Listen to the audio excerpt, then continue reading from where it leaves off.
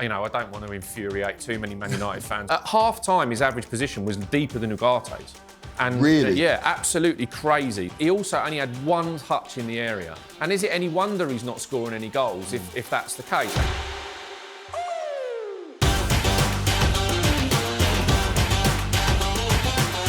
Let's be honest, it was the Manchester derby that just failed to take off. It ended 0-0 between United and City yesterday at Old Trafford, a match which has left football fans asking, where has the creativity in football gone? I'm your host, Quaker Fari, and to help me answer that question and much, much more is the Sun's tactics guru, Dean Scoggins.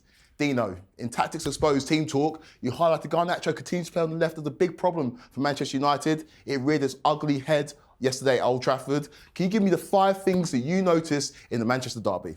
It was one for the purist, wasn't it? And it was one for a tactics geek like me to try and pick through. But look, it wasn't great, but there were still some really interesting things to build on, OK? The first one, point 1, is Garnacho driving me mad. Now, it's not just me. I think it will be other Man United fans as well thinking about Amad Diallo, but we'll come on to that. Number 2 is open the Dorgu, the good and the bad at left wing back and how that went in the game. Number 3 is the trust issues. Now, I think this is the biggest problem at Man United at the moment, so point 3 is very important.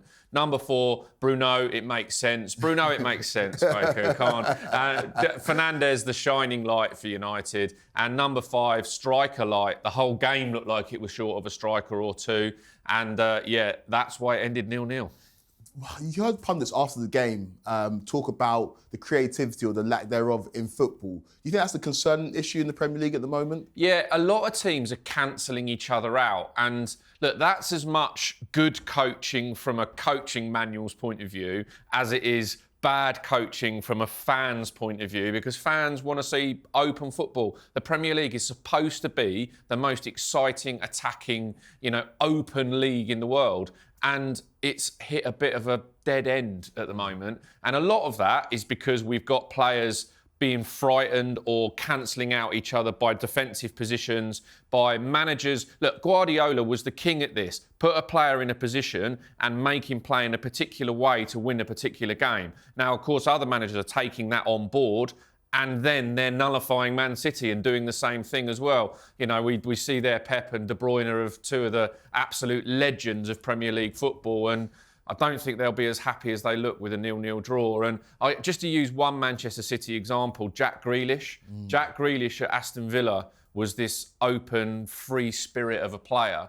And at Manchester City, he was brought in to perform a particular role. And look, we can argue till the cows come home about what that made Jack Grealish into, but he's won Premier League titles in the mix. But yeah, that's an example of players being told to be in a particular role, and this game sort of cancelled each other out. You mentioned Jack Grealish, he's a Man City wide man. Let's start on your first point, a Manchester United wide man who last week you pointed out should be playing on the other side. He started this game for United on the left. What did you make of Garnacho's performance against Man City yesterday? Yeah, I mean, I'm pleased in a way because we called it in the Team Talk show. You called it.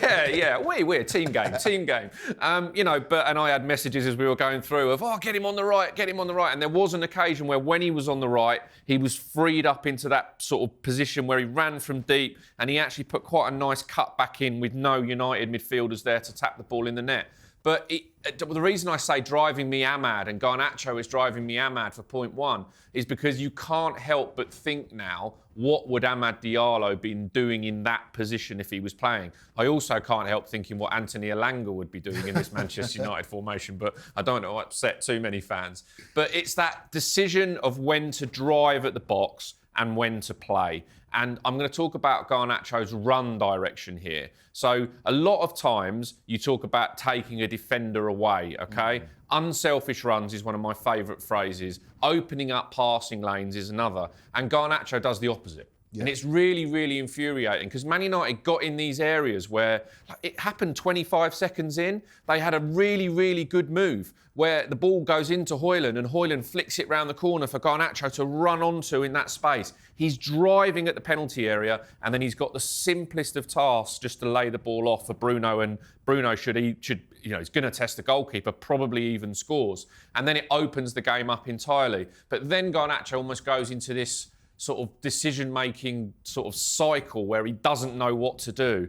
But his run direction often is the wrong way. And it's not that he always goes left or he always goes right. He doesn't seem to have that awareness around him. And when the way that Amorim sets them up in that 3-4-2-1 shape, what you have to do is if the ball's going to go up the left to Dorgu, Garnacho has to go in the slipstream and go up the underside of him to either occupy a defender or to play Dorgu in round the outside. If the ball comes in narrow, Garnacho's got to either loop round the back or stop so he can have the ball into feet.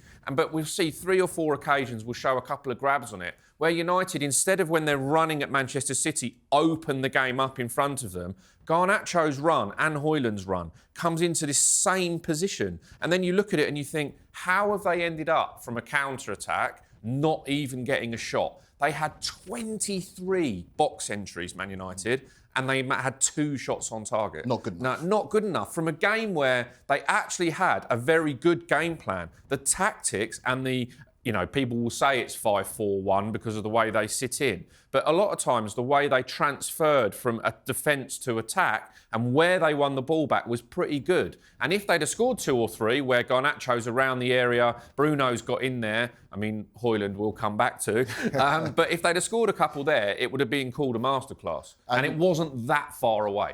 And how much of Garnacho's performances are down to the inexperience of youth, or is it rather that he has limitations as a wide man from Amorim? Yeah, I'm starting to question whether he's understanding what is expected of him. And they're doing it on the training ground. They've got to. I mean, I'm sure over the last few weeks they've gone from defence to midfield to attack, which is a sensible way of doing it. But those patterns of play, they're breaking down. So what I mean by a pattern of play is that you'll see a wing-back come on the ball, and if the wing-back's got the ball, the attacking inside 8 or 10 or whatever you want to call that attacking position, he wants to make a run to take a defender away so the wing-back can come inside. If the ball's coming into feet to that man and the wing-back's going off the outside, they need to drop in. So there's these little patterns of play where they should be understanding what each other's doing. And it doesn't feel to me that Garnacho is understanding where other people are on the field of play at the moment. There's no doubting his actual football ability.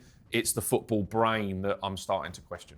And in terms of those poor runs that Garnacho was making, it was directly affecting Patrick Dorgu. And that moves us on to our next point, open the Dorgu. What did you make of the left wing-back's performance against Man City yesterday? Yeah, I thought he worked really hard, and the distance covered was enormous. His heat map and touch map up that left-hand side will show that, he got up and down. He did really, really well to get up and down. And one of the things about the 3-4-3 is about overloading the pitch one side. I've talked about this in a previous show. Overloading a pitch one side and dragging a team in so that when you get the switch of play, you got your wing-back getting away down that side. Because if you imagine that your right wing-back has dropped in with the ball, your back 3 is there, you've got your back 4. So therefore, when you push forward, you can release the wing-back the other side. There was one occasion where Harry Maguire hit a crossfield pass that was just too long for Dorgu and he was away. But actually, it should have been Casemiro who played the ball earlier. Release that man over that way, because Garnacho from that left position has come in and created a bit of space over that side when Garnacho got that run right and Dorgu was away. But the number of occasions where Garnacho and Dorgu end up in the same position. There was one where Garnacho actually makes a good run, gets the ball over on the left-hand side, and Dorgu is flying up the outside of him, and all Garnacho has got to do is take one touch inside, play it up the channel, and Dorgu's away. Garnacho runs in the channel that Dorgu's running into. So again, the two of them, and the reason I say open the Dorgu is because Garnacho is not opening the door and the space for Dorgu to run into. And Hojlund's making the bad run as well, going into that area. There was one occasion where they win it back, United, in a sort of just off the front final third position, maybe 15, 20 yards outside of Man City's area. And Hojlund and Garnacho, and I think it was Ugarte, are in this very tight area. And Dorgu's on the left. And as they win the ball back, they all run left. Yeah. And then Dorgu's like, that's my space. What are you doing over here? So it's, that's the difficulty. Look, he's not been there very long. I think on the ball, he can still be a lot better, but he's working really hard. He's getting into some decent positions, and they just need to release him earlier so he can be the one putting those crosses across the face. And a few times United end up in a position where their wing-backs are their goal threat. And that's a bit of a problem because that's showing that the wing-backs aren't getting into the box to cross it for the strikers to score. It's that the ball's not getting there quick enough, so then it's the wing-backs having the shots or the 1v1s. And that's a bit difficult because you've got defenders in attacking positions. Do you think there's a missed opportunity for Manchester United, especially with how narrow City sets up, to use those wide wing-backs, whether that's Dorgu on one side or it's Dalot on the other side? Do you think that Manchester United missed the opportunity to get the win against Man City because of the setup? Absolutely. And that was exactly where the space was in this game. And, Manchester City set up in that almost diamond midfield that we talked about previously in the episode where we did Bournemouth as well. And, without Hojlund, they played sort of Foden and Marmoush as the attackers and De Bruyne going in between the gap. But what it meant was it was all very narrow. And Pep talked about it afterwards and said, we knew that's what would happen in United's 5-4-1. Well, that's where United have to be narrow when they haven't got the ball and spring wide when they have, and make the pitch small when you're defending and make the pitch big when you're attacking. And they just didn't release it quick enough, United. So, look, again, I'm trying to be positive. It was a poor game. It was a poor spectacle. But United are going through some phases here where it will get better, but also they need some better players in those positions as well. Football's the ultimate team game. It's symbiotic to its core. Do you think that trust issues was a big problem for Manchester United in the performance against Man City? Yeah. So point 3 is the trust, and that follows on from the Dorgu thing as well, because I think, and from analysing especially the first half, that United are not trusting the man behind them. And I'll show a couple of grabs here as well. Well, what happens is that Hojlund from the front. So your striker leads your press, right? So he's got a lot of responsibility in a 3-4-3, or as it turns out, a 5-4-1, to be the man who makes the decision of where he goes across the front, because then other players follow. And we've talked about it for other teams where it's really important. Bournemouth, Evan-Nielsen leads the press. Tottenham, Solanke leads the press. At Liverpool, that when they were flying around Christmas time, Gakpo and Salah are leading that press wide for others to follow in, and McAllister goes in after it. And so it's really important, that first move. But what's happening at United is that Hojlund is marking the deepest line midfielder, not the two centre-backs. That means that your two forward players off him, so in this game it was Garnacho and Bruno, are then picking up a deeper midfielder, so they're shifting back one. The two Man United midfielders are then picking up the City forwards, which means the Man United back three aren't marking anyone.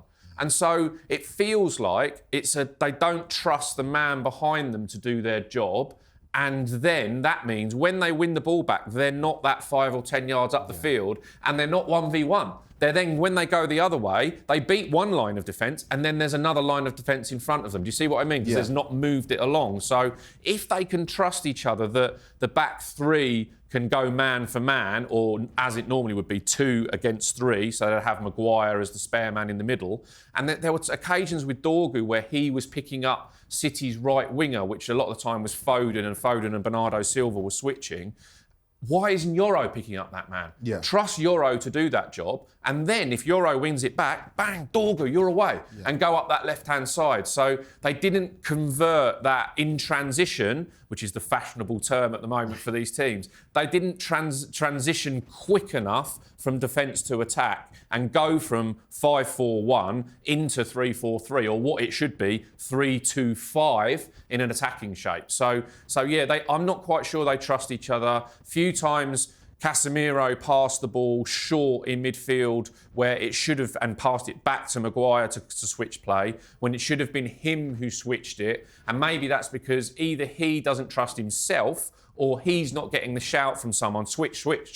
The switch is on in midfield. So, and the one really good move they did have was it came wide to Dalot in an advanced wing-back position. He played it into Casemiro, and Casemiro flicked it round the corner for Hojlund to run in. It was actually Hojlund's only touch in the penalty area. That's insane. That's mad. But also, it was an example of when they move the ball quickly from back to front, they can do it. And it was also because the wing-back position wasn't as a defender in a back five. It was as a wing-back up on the halfway line, trusting that the back three were going to deal with that situation. So yeah, look, it was a bit turgid, but trust is coming into that big time. I always say that football's not just about analytics, it's also about man-analytics. So is it a personal issue? That's a great phrase. I'm going to steal that one. You can have that one for free. But is it a personal issue for Amorim, or is it his system that's the issue? I don't think the system's the issue. Okay. I really don't. I mean, you know, one thing I want to bring into it as well is Crystal Palace this weekend. Now, I don't want to infuriate too many Man United fans by comparing them to Crystal Palace too much, but I also would give a lot of respect to Crystal Palace in the way that they've played in especially the last couple of months, and they've been using the 3-4-3 as well.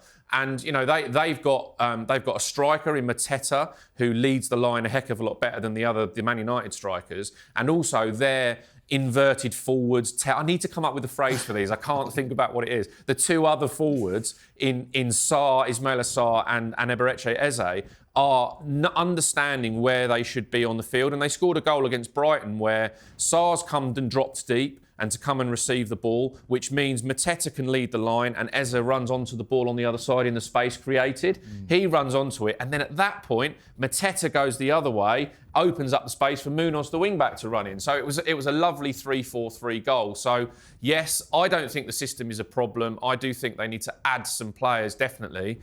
They've got 3 or 4 who are going to still be there, but there's a big job in the summer. You highlighted Bruno Fernandes as a man you noticed in the Manchester derby. Speak about his performance against City. Yeah, and I was quite harsh on Bruno a few weeks ago about him doing too much. And actually in this, he was really good. He's not trying to do Ugarte and Casemiro's job for them. And whenever they had a good move, he was at the heart of it. You know, there was that lovely chest flick on and then move that came at the end of it. It was the final pass around the areas where it broke down. But by playing him as one of the attacking 3, you then have his game intelligence. He is the one with the game intelligence to drop into those areas and free up others. I just love to see Bruno, from a Man United perspective, I'd love to see Bruno with 2 flyers as wing-backs, not just one, and then Garnacho or whoever the other attacker is, Amad Diallo, running past the ball so that Bruno can feed them with those passes, because he will be the one that unlocks the door. And at the moment, he doesn't look like he wants to give the ball to Hojlund. There's a trust issue there. Doesn't want to pass it to him. Sometimes there's the instinct flick, which he did in the move. And then if Garnacho's making a narrow run, I mean, there's 3 or 4 times where Bruno's going like, well, I had the ball in this position. I look up and 2 of you are just standing in front of me or right there. And, you know, if they open the game up sideways, Bruno's good enough to give them the ball or run in there and score himself. But still, he was their best player. He is their best player. And to his credit, he's been the one who can adapt himself to either being in the centre of midfield and playing from there, or playing as one of the attacking players when they want to be a little bit more defensive. Let's be honest, they're playing against 4-time champions here. That they do need to have a defensive job, which they did pretty well. And Bruno adapts himself from defence to attack better than anybody else in that team. You mentioned Kevin De Bruyne playing as a false 9 at times in the Manchester derby. Did this game highlight the struggles that both of these teams have when it comes to the striking department, particularly City with Hojlund out? Yeah, I mean, we probably would have seen a different setup from City if Haaland was playing, but they've still got enough attacking options to go and play a more attacking game against Man United in the derby, and it just didn't really ignite, and it's just such a shame that it's fizzling out at Man City. In terms of Man United striking options, United fans are tearing their hair out every time they see Hojlund or Xerxes leading the line. What is the issue and how do you remedy that for United? Well, that picture's really good, isn't it? Because that picture sort of sums it up. You know, it's sort of, he had 15 touches, okay, which is, you often see strikers have less than 20, okay, that happens from time to time, but he also only had 1 touch in the area. And is it any wonder he's not scoring any goals if that's the case? And look, service is a problem because Garnacho's making those runs we talked about before. The ball's not going wide to those wing-backs and the ball's not being fizzed across the goal. So he's not getting those chances to slide onto crosses and really put defenders in under pressure in those areas. However, I can't work out why his average position is so deep. At half-time, his average position was deeper than Ugarte's. And really? Yeah, absolutely crazy. Second half, he pushed up at the start of the second half a little bit more, but he's not pushing the centre-back into a position he doesn't want to be. And it's almost like a lack of confidence that in going 1v1 against a centre-back. He'd rather have it into feet and turn and play somebody else in so that they can have the responsibility of running 1v1 than doing it himself. And look, I defended him quite heavily about 8-9 weeks ago in that you've got to give him a chance to, to occupy this system and get used to this system. I'm sorry, but I'm not seeing any change. I'm not seeing any change in it. He made a couple of darting runs in behind, but it was only when Xerxes came on that we saw, a United striker stretch the defence in a different direction. But the problem is Xerxes not quick enough. Yeah. And that's not his game. Dino, though, that surely can't be off his own back. Surely if his starting position is deeper than Agate, that's got to be an instruction from the manager, no? Well, yeah, that's an interesting one. I'd like to know the answer to that. But again, I said about that moving the whole team up the field slightly and the trust issue of it. And I'd like to see him absolutely charge around the front line and press people a bit better and a bit more intelligently, where he forces players into an area. And then the whole team might think, oh, come on then, we'll follow him. We'll follow him up. But it's when he gets into that final third that I've got the problem. So, all right, if it's the manager's decision to drop in when they haven't got the ball, fine. We'll try and use him to cut out the pass into Kovacic or Gundogan in midfield. Okay, that's fair enough. But when they're when they're in the attacking third, he either has got to muscle a defender and give him a real problem so he can have the ball in the channel, holding a defender at his back so he wants the ball down the channel and roll them into that space. He did it once, and that was the time he got the ball in the air and he didn't quite get away from Diaz. But then the other occasions, it's like, where's everybody else going?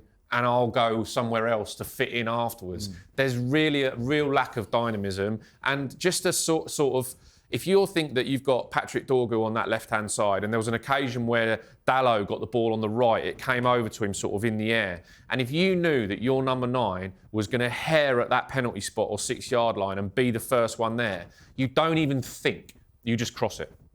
Don't worry about it, just cross it, and he might get on the end of it. And at the moment, they look like they're playing a 3-4-3, but they're actually playing 3-4-2 because they're carrying one.